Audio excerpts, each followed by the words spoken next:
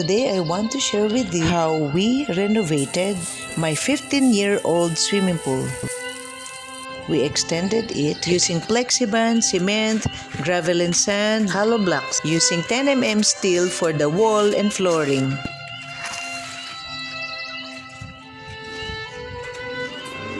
I have instructed my workers that we're going to make a big rock.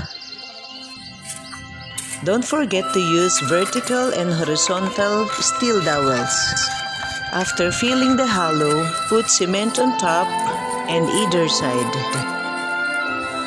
Make sure you shape it like a rock. I used 9 mm steel for making the lines. I used to make clay model like this with my kindergarten pupils before.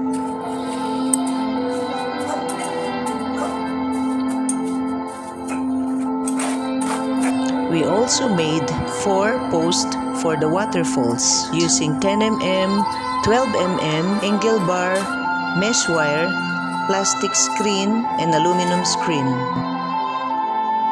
We will make planter box on top and on each side. We molded the screen using tie wire.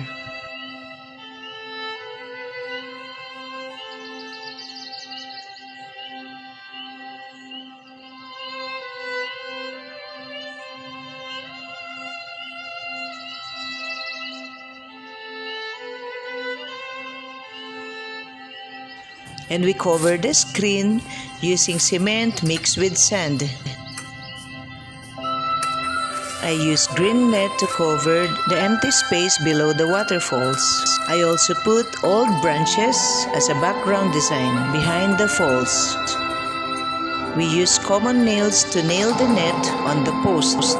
We removed this 1x2 tubular and replaced it with hollow blocks. Now we treated the edge and surrounding corners using plexiband and cement.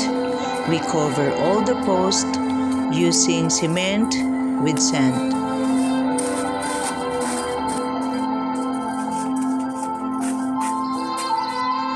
I taught my workers how to draw lines that will appear like a rock. On this side, I will be the one to draw lines.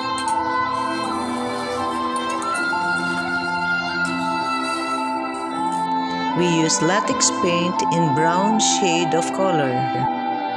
We use ordinary sponge for easy tapping the color.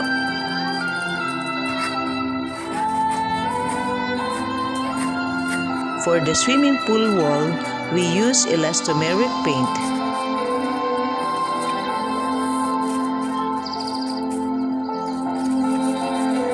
It's very clean and shiny. We planted ornamental plants like pothos, birds of paradise, and many more.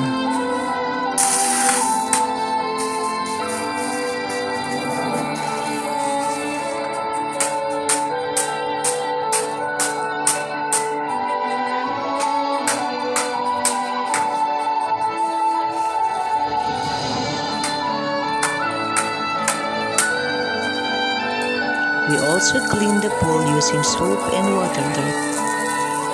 Wow, I didn't expect it will become a mini paradise for me. It turns out to be my birthday present for myself last December.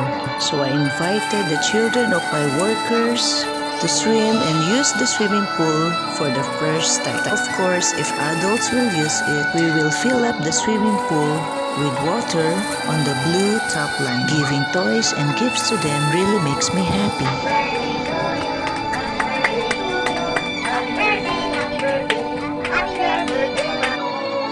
Thank you, Lord God, for the gift of life.